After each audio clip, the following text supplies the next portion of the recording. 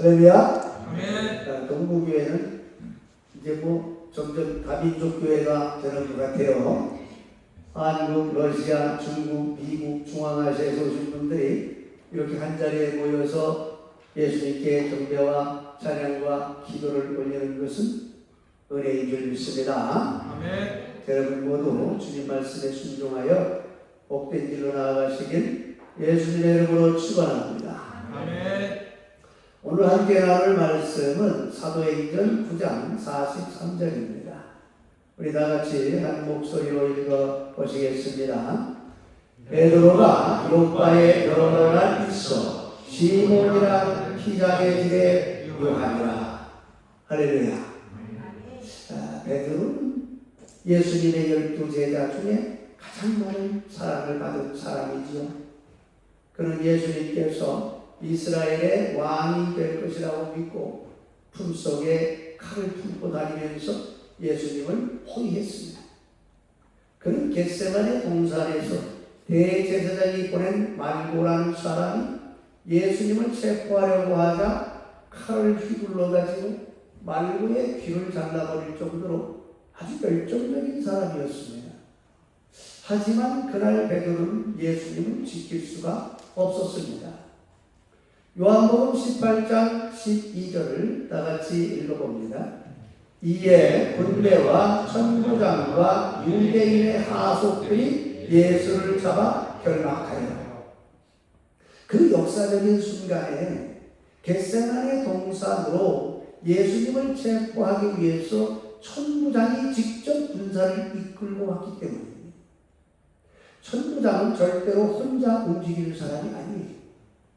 천부장은 기마병 240명과 보병 760명을 이끌고 다니는 사람입니다.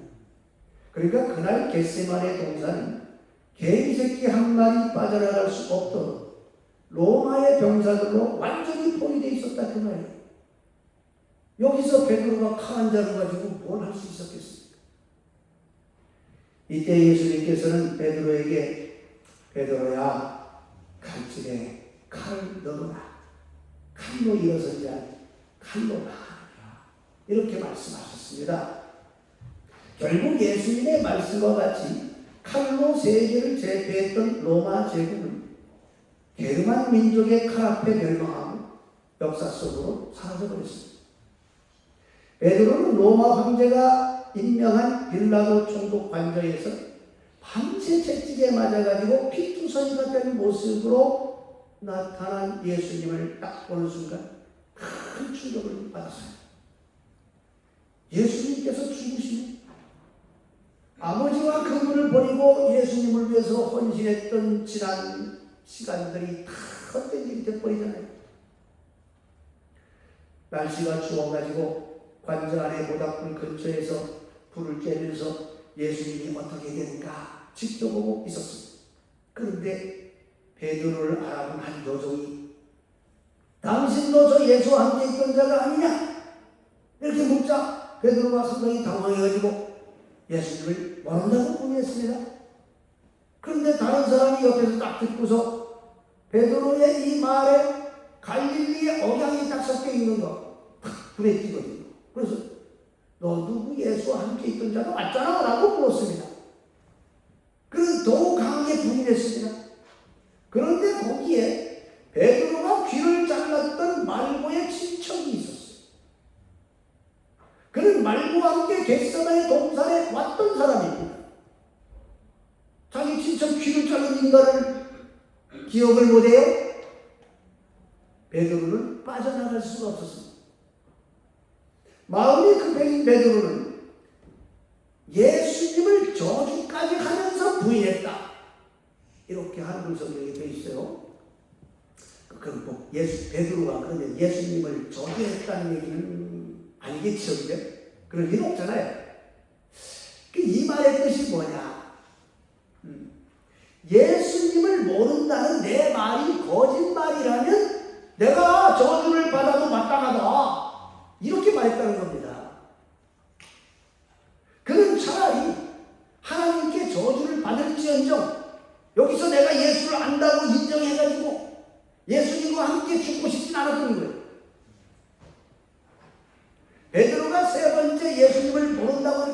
부인할 때 예수님께서 베드로를 딱 쳐다봤어요. 둘이 눈이 딱 마주쳤어요.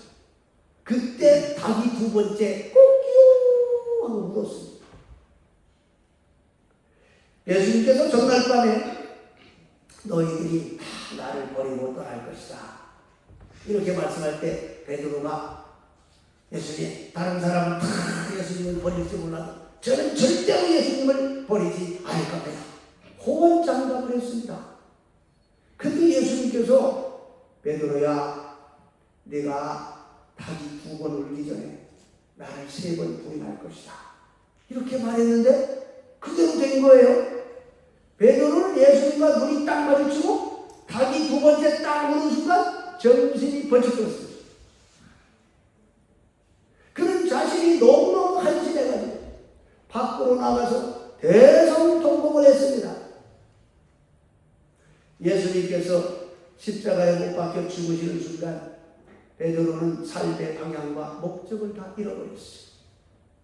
그래서 아버지와 물고기를 잡으러 살았던 갈릴리 바다로 되돌아갔습니다.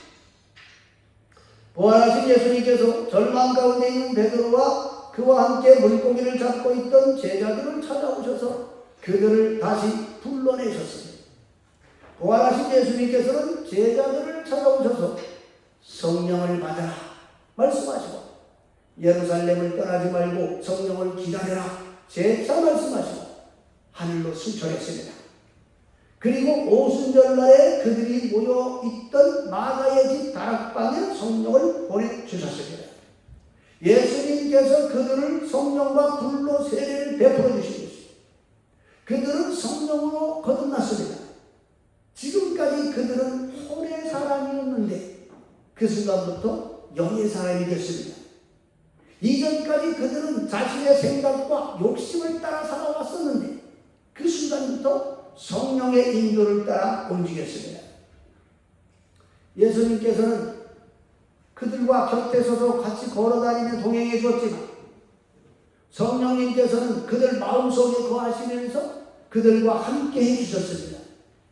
그들이 무엇을 기도해야 될지 몰라가지고 뭘 기도해야 되지 할 때마다 성령님께서는 심히 탄식하고 그들의 마음과 입술을 붙들어서 마땅히 구해야 할 것을 기도하게 도와주셨습니다. 그들이 전도하려고 할 때 무슨 말을 해야 될지 몰라 하고 있을 때 성령님께서 전도 대상자에게 꼭 필요한 말씀을 전하게 하셔서 그 영혼을 구원하셨습니다. 그들이 어느 길로 가야 할지 어떤 결정을 내려야 할지 몰라 기도할 때마다 예수님께서는 성령을 통해 그들에게 말씀해 주셨습니다.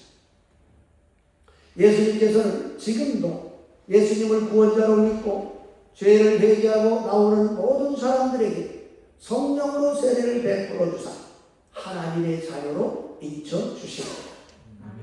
그 후부터 성령으로 우리와 함께 하심으로 우리 인생길을 안내해 주시는 줄 믿으시기 바랍니다.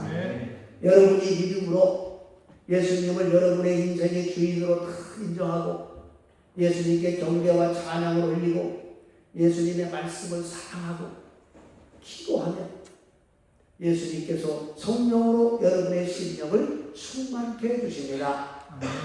예수님께서는 여러분을 통해서 예수님이 원하시는 일을 이루어가기를 바라십니다. 그때 여러분이 예수님의 뜻에 순종하기만 하면 여러분도 삶 속에서 기적을 경험하게 되는 겁니다. 여러분 모두 성령과 은혜로 충만하셔서 하나님 나라에 귀하게 쓰임받으시기 바랍니다. 베드로는 오순절 성령 강림 사건을 기점으로 완전히 다른 사람이 됐어요. 베드로는 죽음이 두려워가지고 예수님을 모른다고 3번이나 부인했던 사람이었지만 성령 받은 이후에 그는 예수님을 위해서 담대히 복음을 전하는 사람이 되었습니다. 예수님을 위해서 죽을 각오가 되어 있었습니다. 그는 늘 성령의 인도를 따라 살기를 갈망했습니다. 그러자 베드로를 통해서 놀라운 일들이 일어나기 시작했습니다. 오순절날 성령에 충만한 베드로가 성령이 말하게 하심을 따라서 예루살렘에서 복음을 전하자 3,000명이 회개하고 세례받는 놀라운 일이 일어났습니다. 베드로는 어부 출신이잖아요. 공부를 많이 한 사람이 아닙니다. 그런데 성령이 베드로에게 구약의 요엘 선지자가 한 예언이 무슨 뜻인지 알려주심으로 그 말씀을 근거로 아주 놀라운 복음을 전했습니다. 성령으로 거듭나면요, 성령의 지혜가 임합니다. 할렐루야. 아멘. 예수 믿고 거듭나면 공부를 잘하게 돼 있어요. 믿으시는 분만 아멘. 아멘. 우리 학생들 할렐루야.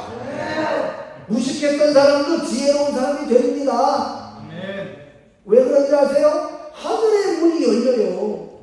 하늘의 지혜가 임하기 때문에 그래요. 하나님 앞에서 나라는 존재, 이 인간이 어떤 존재인지를 깨닫게 되잖아요. 그럼 생의 목적과 의미가 뭔지 깨닫게 된다고요. 그럼 공부를 내가 왜 해야 되는지를 알게 되는 거야, 그때서. 그전에는 몰라. 내가 왜 학교를 다녀야 되는지도 몰라. 주님께 귀하게 쓰임받고 싶은 열망이 생겨요. 그러니까 헛된 일에 시간 낭비하지 않고 모든 일에 진심으로 정직하게 성실히 임하기 때문에 삶이 완전히 달라지는 겁니다. 아멘. 이런 은혜가 여러분 모두에게 임하길 주님의 이름으로 축원합니다. 아멘. 베드로는 성령의 능력으로 성령이 이끄시는 대로 다니며 전도하기 시작했습니다.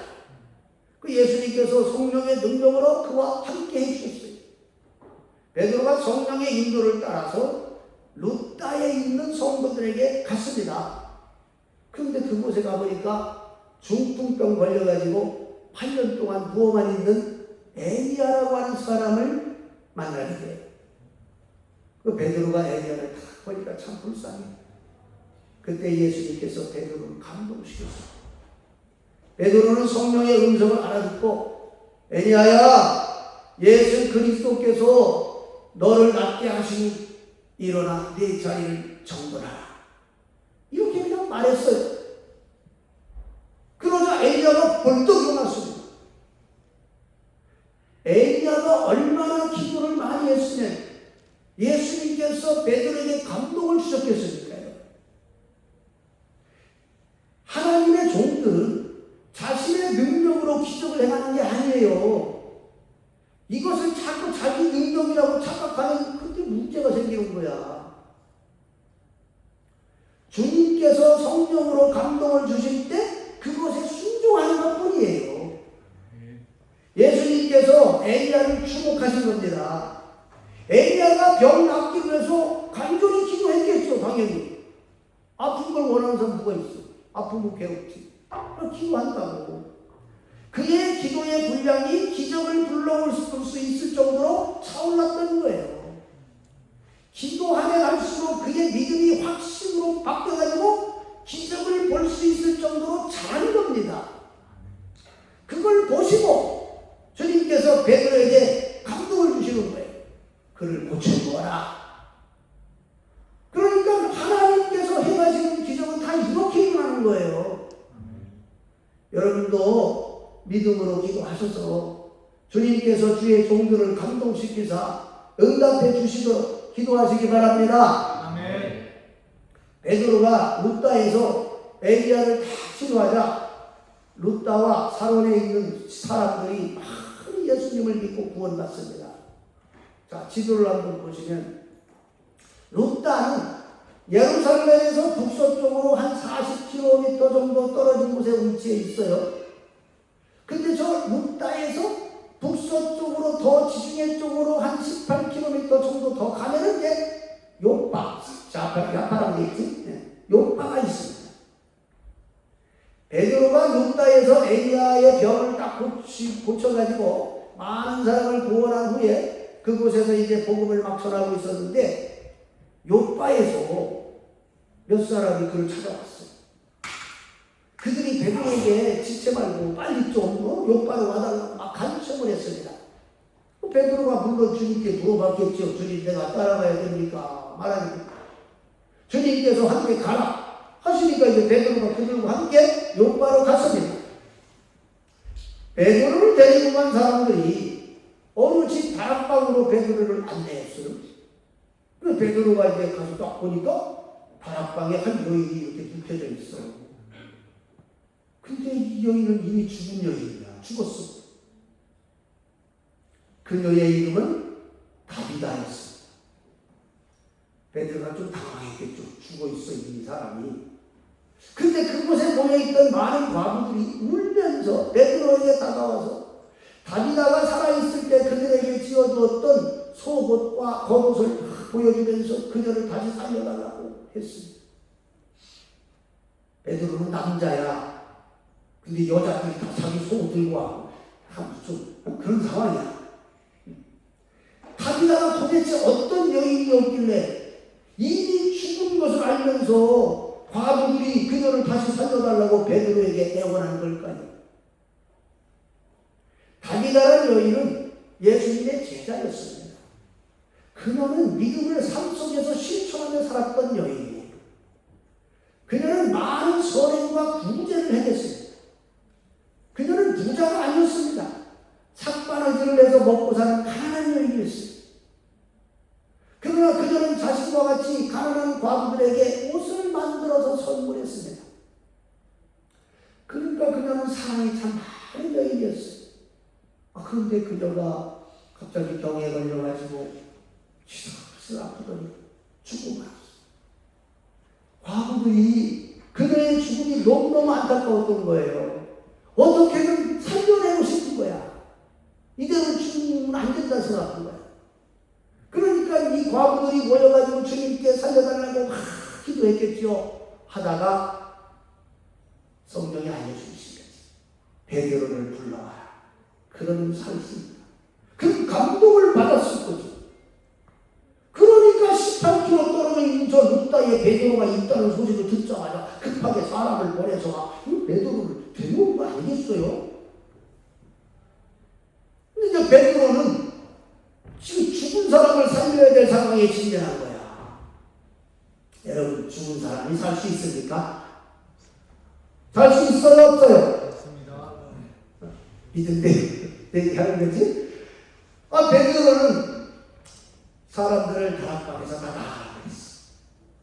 그리고 혼자 시체 앞에 무릎을 꿇고 기도했습니다. 뭐라고 기도했겠어요? 아버지, 큰일 났습니다. 내 앞에 죽은 여인이 있습니다. 내가 이걸 어떻게 살립니까? 이게 살 수 있습니까?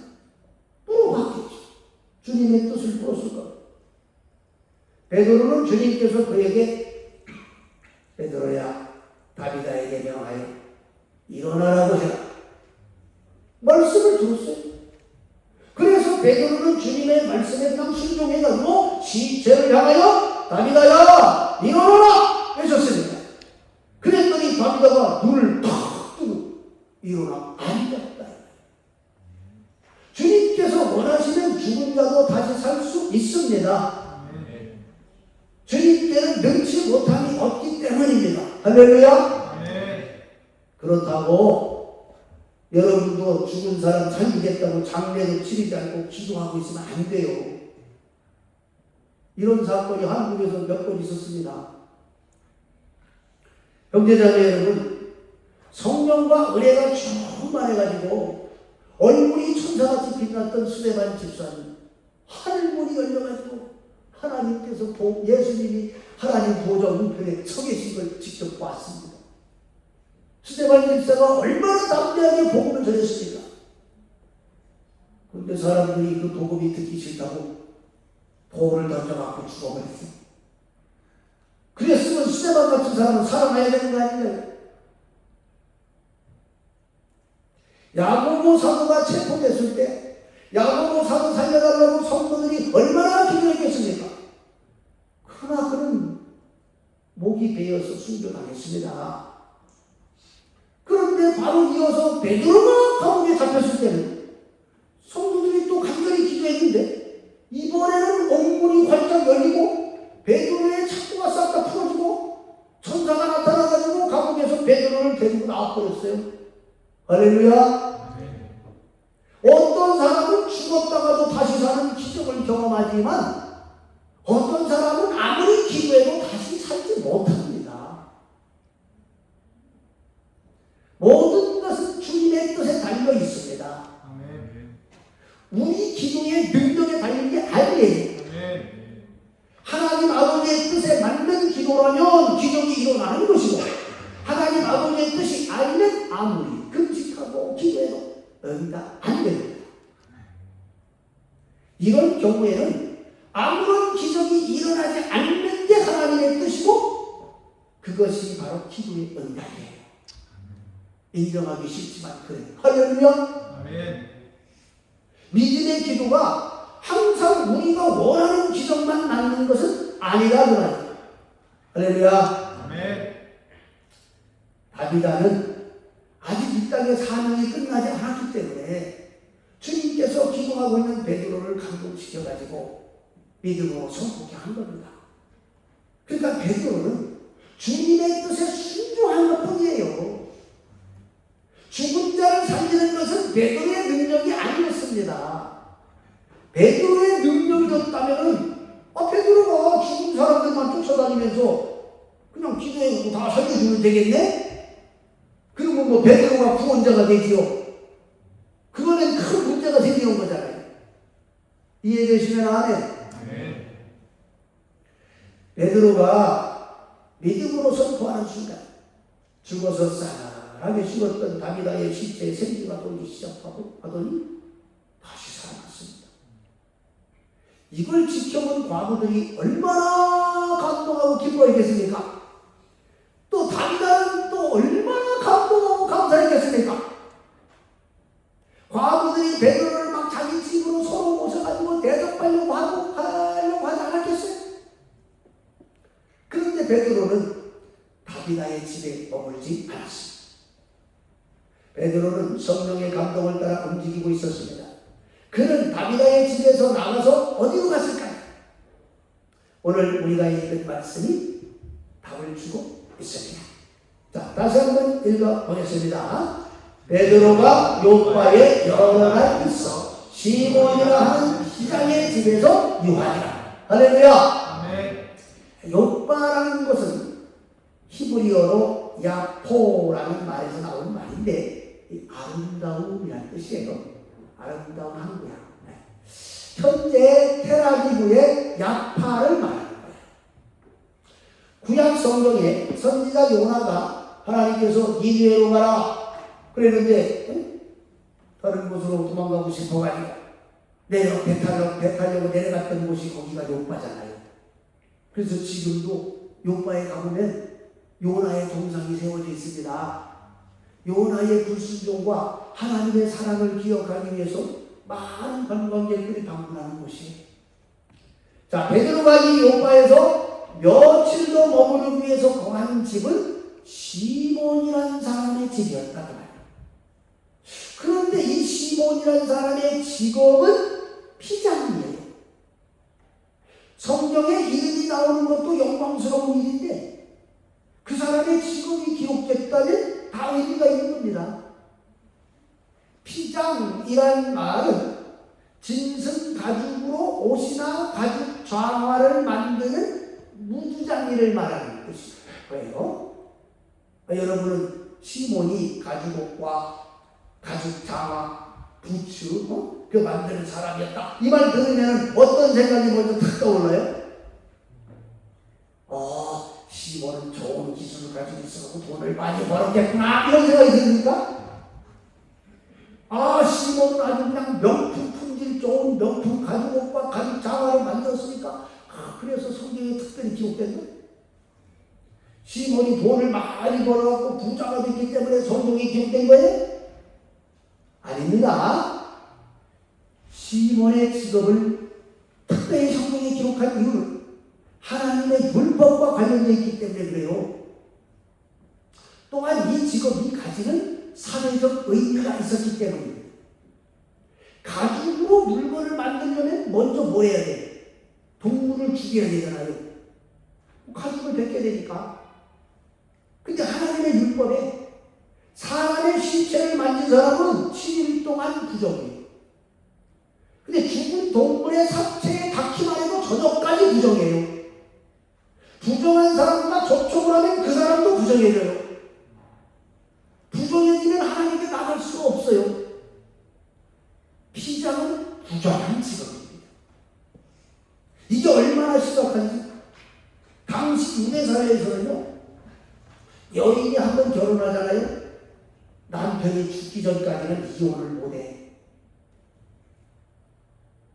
남편은 아내에게 이혼하자고 요구할 수 있어요. 근데 아내는 절대로 남편에게 이혼하자고 말할 수 없습니다. 아무리 남편이 술 먹고 도박을 하고 때려도 아내는 남편에게 이혼을 요구할 수 없어요. 왜냐하면 아내는 남편의 재산이야. 그때 안 태어난 걸 감사하시기 바랍니다. 그런데 말이죠, 아내가 유일하게 남편에게 이혼을 요구할 수 있는 경우가 딱 한 경우가 있어요. 그게 뭐냐? 남자가 좋아서 결혼을 했어. 근데 알고 보니까 이 남자가 직업이 피장이야. 그러면 이혼할 수 있어. 또 남자가 처음에는 좋은 직업이었어. 그냥 내가 결혼을 했어요. 근데 이 남자가 나중에 직업을 바꿨어. 피장이요. 그러면 여자가 이혼할 수 있어. 시몬은 더러운 짐승 가죽을 만드는 일을 하고 있었기 때문에 다른 사람들과 어울릴 수가 없었습니다. 아무도 그와 인격적인 교제를 원하지 않습니다. 시몬은 결혼을 못해가지고 혼자 살고 있었거나 결혼을 했다가 이혼당해가지고 호라지로 살고 있었을 게 뻔해요. 그는 사회에서 완전히 외면당해서 아주 외롭게 살고 있었습니다. 말못이 되어줄 사람이 없어요. 결국 시몬은 사람들이 많이 살고 있는 서부대를 살지 못하고 해변가의 경리대 외딴 집에 살고 있었어요. 그런데 베드로가 피장이 집에 들어가가지고 며칠 동안 머물렀습니다. 이건 아주 놀라운 일이에요. 베드로가 왜 그 집에 들어갔을까요? 베드로가 시몬이 피장인 걸 몰랐을까요? 당연히 알겠죠. 근데 어떻게 모든 유대인들이 꺼리는 시몬의 집에 들어오는 걸까요? 다비다를 죽음에서 부활시켰으면 다비다에 대접받으면서 거기 묵을 수도 있었을 것이고, 그래도 이제 과부잖아. 그러니까 좀 오해가 생길까봐 좀 그러면, 성읍으로 가면 되잖아. 성읍에 가면 베드로 사도님을 집에 모시고 싶은 사람이 엄청나게 많은데, 왜 굳이 그 피장이 집으로 가서 쉬고 있어요, 이분은? 성령님께서 베드로를 그 집으로 인도했기 때문이다 라고 밖에는 설명이 불가합니다. 만약에 성령님께서 기뻐하시지 않았더라면 베드로가 절대로 그 집에 들어가지 않았겠지요. 갔더라도 얼른 나왔겠지요. 성령의 인도라는 것을 우리가 어떻게 알 수 있습니까? 베드로는 그 집에 편안하게 며칠 동안 머무르면서 기도했습니다. 사실 말이죠, 기도하기에는 시몬의 집이 최고 좋습니다. 왜요? 아무도 집에 오려고 하지 않잖아. 아무도 방해하는 사람이 없어. 그러니까 기도하기 최고 좋은 집이 이 집이야. 베드로가 부정해졌다면 기도가 안 됐겠죠. 하나님은 그 기도 안 받습니다. 베드로는 시몬의 집 지붕으로 올라가서 기도하다가 이방인 고넬료가 보낸 사람들의 초대를 받고 그의 집에 가서 복음을 전하게 됩니다. 할렐루야. 아멘. 베드로는 부정한 시몬의 집으로 가라는 성령의 인도에 어떻게 곧바로 순종할 수 있었을까요? 거기 가면 부정해지는데,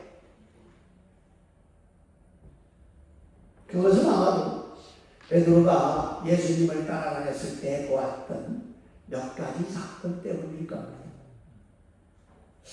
어느 날 예수님께서는 제자들을 데리고, 거기 베드로 있었죠.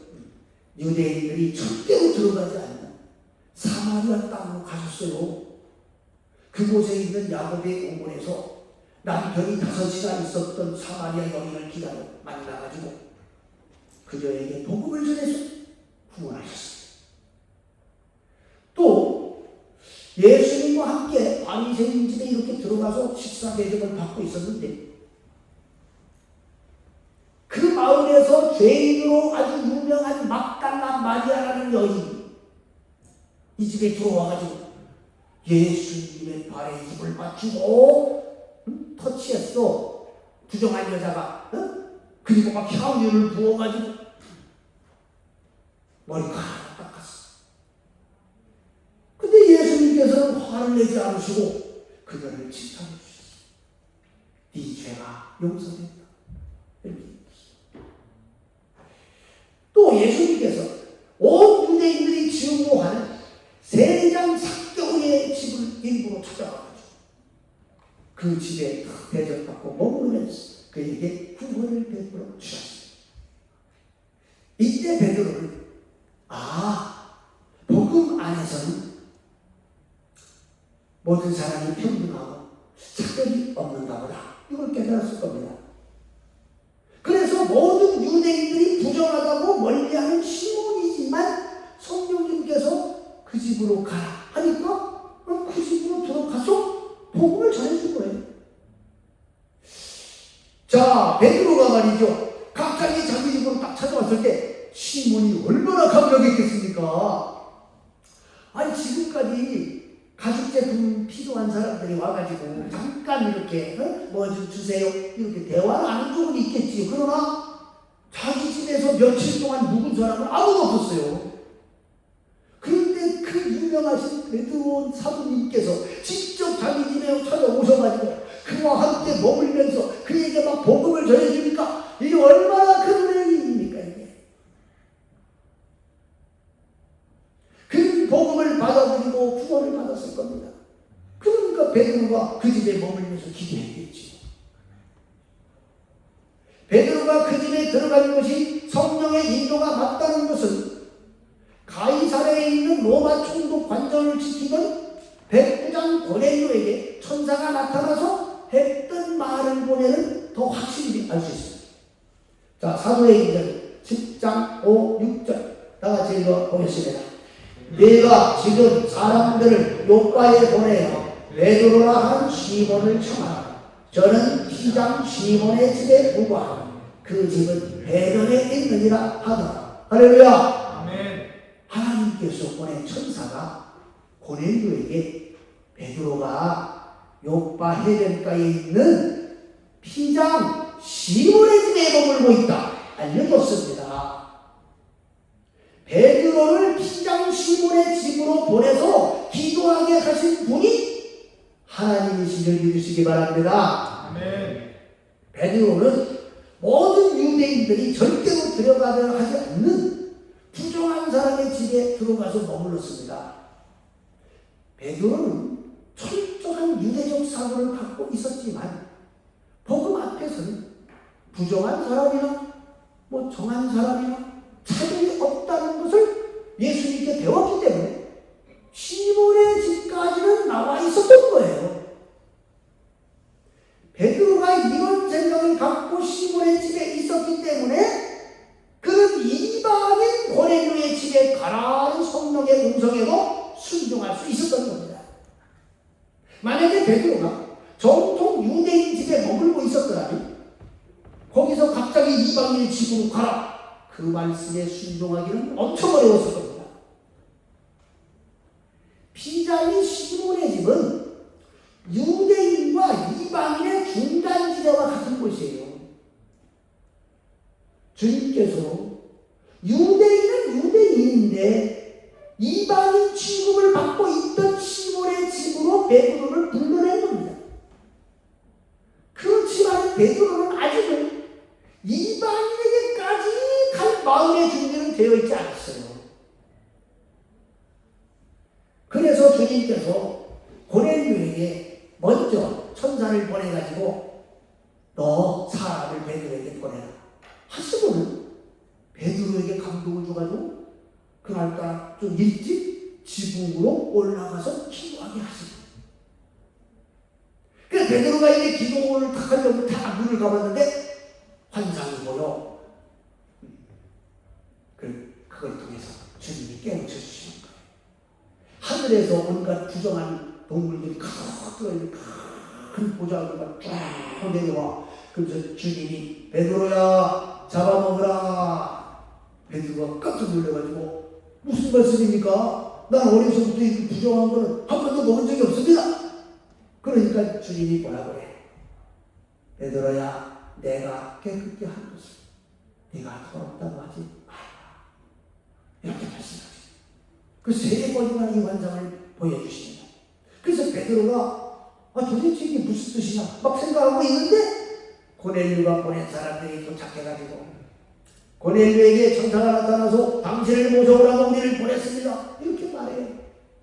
그러니까 그때 베드로가 이 또한 성령의 뜻이구나 그걸 알고 순종한 것이죠. 성도 여러분, 주님께서는 죄가 많은 곳에 은혜가 크다 그랬습니다. 우리가 죄인 되었을 때 하나님께서 예수님을 십자가에 죽이심으로 우리를 향한 사랑을 확증하셨습니다. 복음에 합당치 않은 사람은 없습니다. 죄인일수록 복음이 필요합니다. 기독교를 비방하고 교회를 욕하는 사람일수록 복음이 필요합니다. 여러분 주변에 사람들이 싫어하는 사람이 있습니까? 절대로 예수를 믿지 않을 것 같은 사람이 있습니까? 그런 사람일수록 더 하나님의 은혜가 필요합니다. 그런 사람일수록 외로워요. 찾아가서 주님의 사랑을 전해주면 의외로 쉽게 주님을 믿습니다. 때를 얻든지 못 얻든지 복음을 전하셔서 한 사람이라도 더 구원하시길 주 예수님의 이름으로 축원합니다. 이 시간 오늘 말씀 생각하시며 우리 다 같이 기도했으면 합니다. 여기는 여러분, 하나님 아버지께서는 모든 사람이 인격적인 교제를 원치 않아서 외롭게 살고 있던 시몬에게 베드로를 보내셔서 그도 복음을 듣고 구원받게 하셨습니다.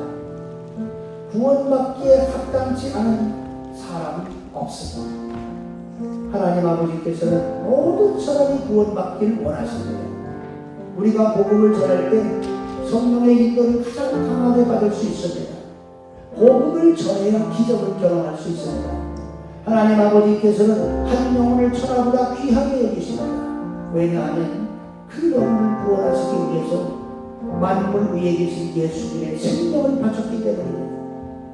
이 시간 우리 주변에 아직도 주님을 믿지 못하는 형제자들 구원해달라고 기도합시다.